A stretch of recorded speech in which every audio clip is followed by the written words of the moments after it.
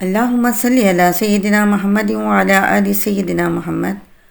سورۃ الزمر یہ مکے میں نازل ہوئی۔ اس میں 75 آیتیں اور 8 رکوع ہیں۔ بسم اللہ الرحمن الرحیم۔ اللہ کے نام سے شروع جو نہایت مہربان رحمت والا ہے۔ کتاب کا نازل فرمانا اس اللہ کی طرف سے ہے جو عزت والا حکمت والا ہے۔ بے شک ہم نے تمہاری طرف یہ کتاب حق کے ساتھ اتاری، تو اللہ کی عبادت کرو اسی کے بندے بن کر۔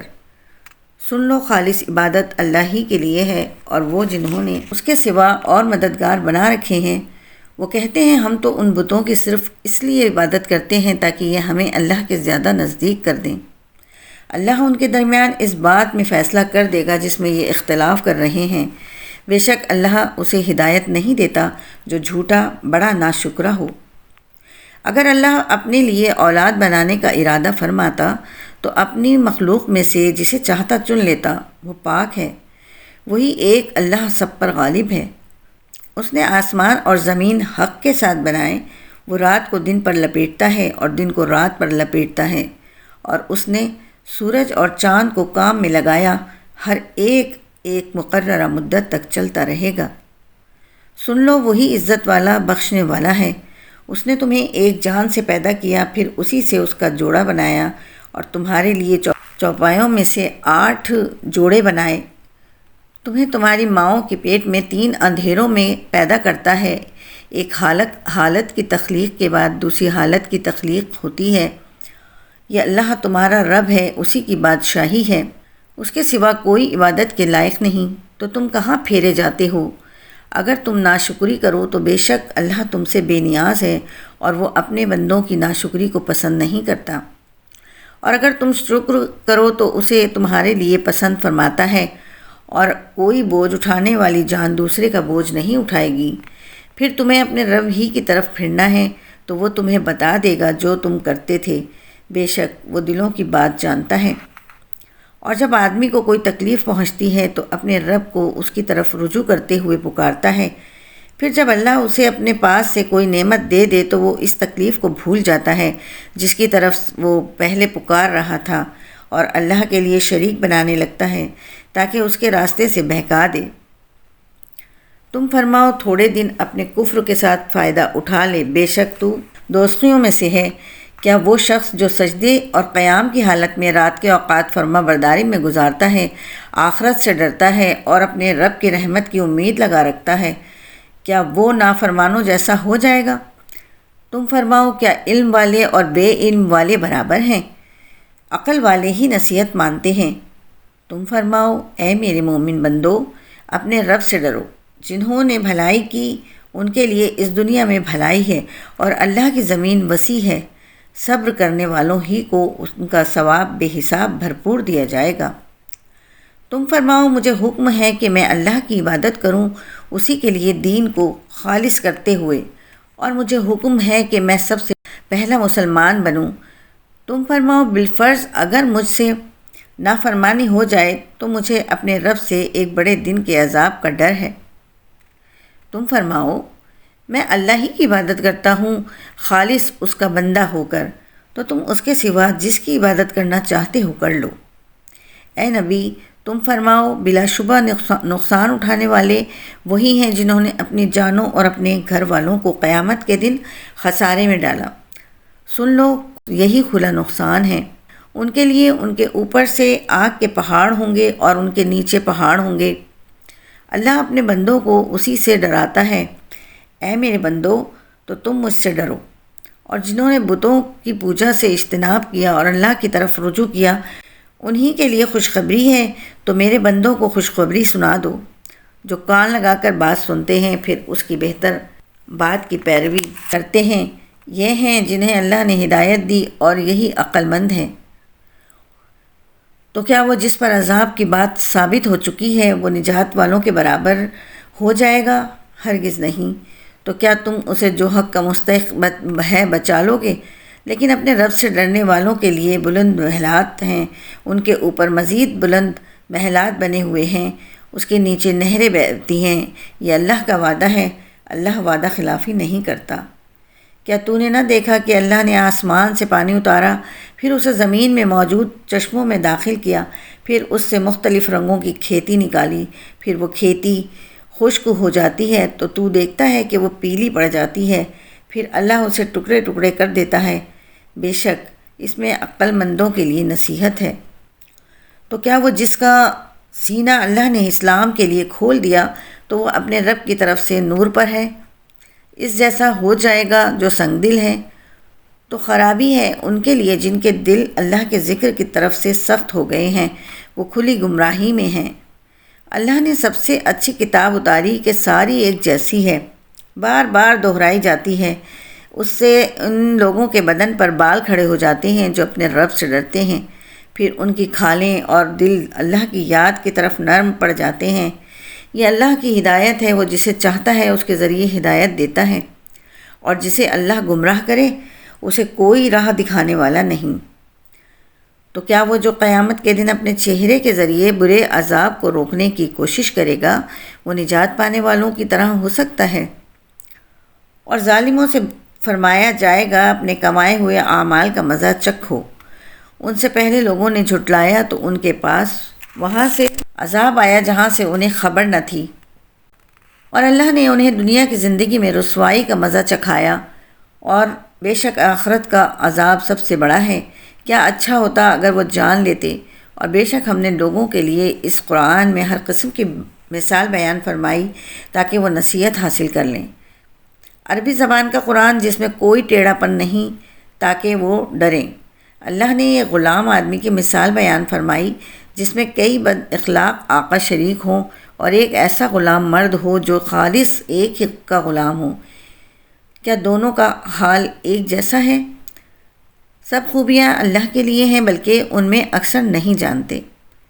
اے حبیب، بے شک تمہیں انتقال فرمانا ہے اور ان کو بھی مرنا ہے، پھر اے لوگو تم قیامت کے دن اپنے رب کے پاس جھگڑو گے۔ تو اس سے بڑھ کر ظالم کون جو اللہ پر جھوٹ باندھے اور حق کو جھٹلائے جب وہ اس کے پاس آئے؟ کیا کافروں کا ٹھکانہ جہنم میں نہیں؟ اور وہ جو یہ سچ لے کر تشریف لائے ہیں اور وہ جس نے ان کی تصدیق کی، یہی پرہیزگار ہیں۔ ان کے لیے ان کے رب کے پاس ہر وہ چیز ہے جو یہ چاہیں گے، یہ نیک بندوں کا صلہ ہے، تاکہ اللہ ان سے ان کے برے کام مٹا دے جو انہوں نے کیے، اور انہیں ان کا اجر دے ان اچھے کاموں پر جو وہ کرتے تھے۔ کیا اللہ اپنے بندے کو کافی نہیں؟ اور وہ تمہیں اللہ کے سوا دوسروں سے ڈراتے ہیں، اور جسے اللہ گمراہ کرے اس کے لیے کوئی ہدایت دینے والا نہیں، اور جسے اللہ ہدایت دے اسے کوئی بہکانے والا نہیں۔ کیا اللہ سب پر غالب بدلہ دینے والا نہیں؟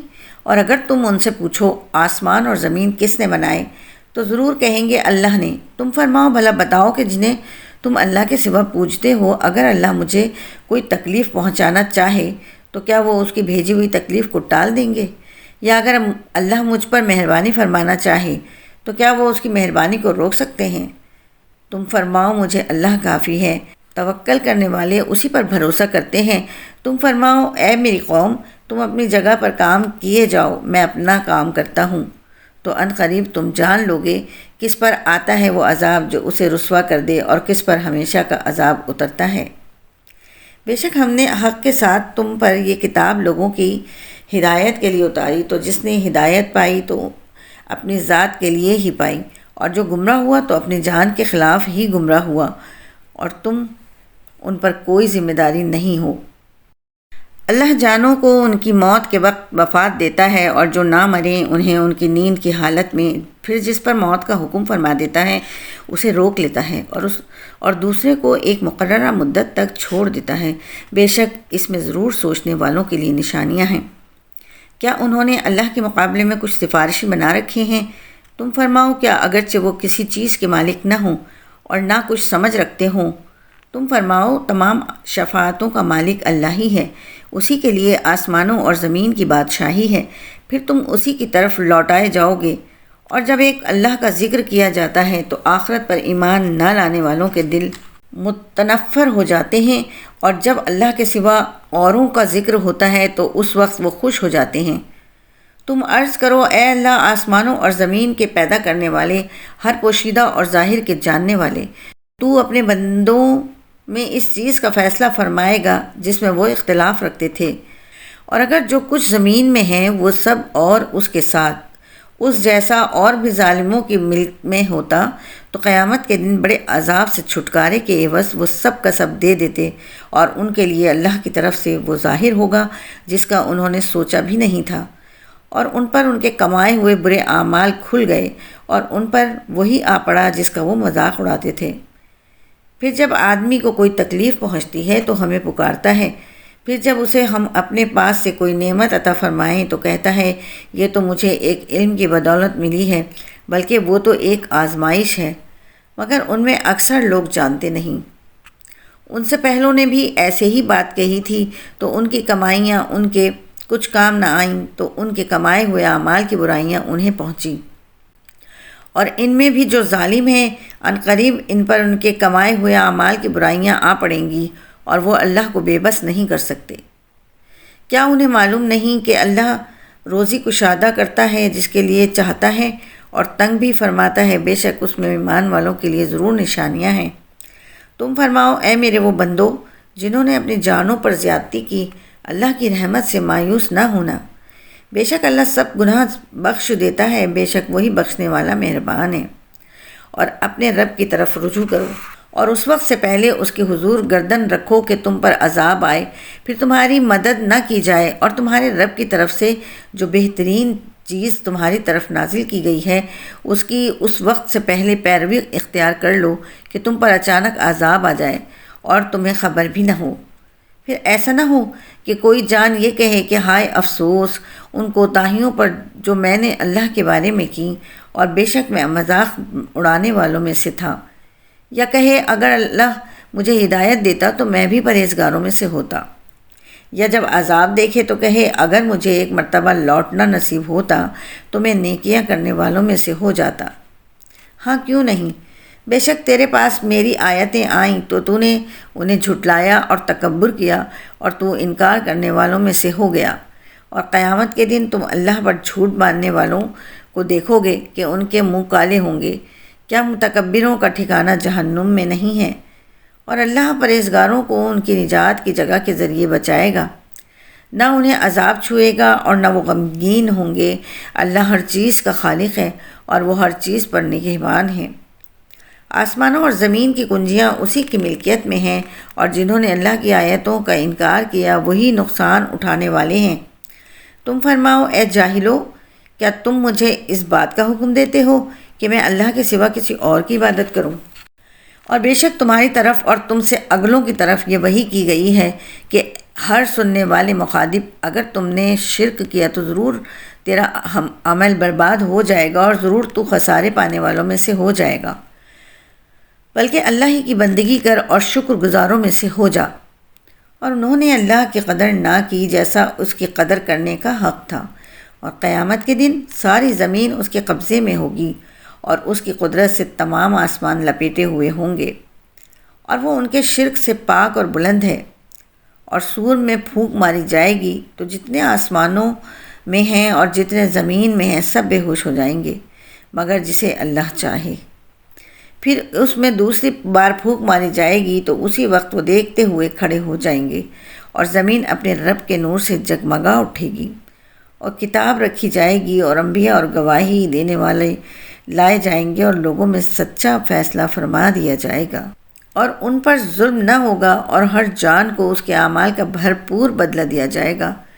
اور وہ اللہ خوب جانتا ہے جو لوگ کرتے ہیں۔ اور کافروں کا گروہ در گروہ جہنم کی طرف ہانکا جائے گا، یہاں تک کہ جب وہ وہاں پہنچیں گے تو جہنم کے دروازے کھولے جائیں گے، اور اس کے داروغہ سے کہیں گے کیا تمہارے پاس تم ہی میں سے وہ رسول نہ آئے تھے جو تم پر تمہارے رب کی آیتیں پڑھتے تھے اور تمہیں تمہارے اس دن کی ملاقات سے ڈراتے تھے؟ وہ کہیں گے کیوں نہیں، مگر عذاب کا قول کافروں پر ثابت ہو گیا۔ کہا جائے گا جہنم کے دروازوں میں داخل ہو جاؤ، اس میں ہمیشہ رہنا تو متکبروں کا کیا ہی برا ٹھکانہ ہے۔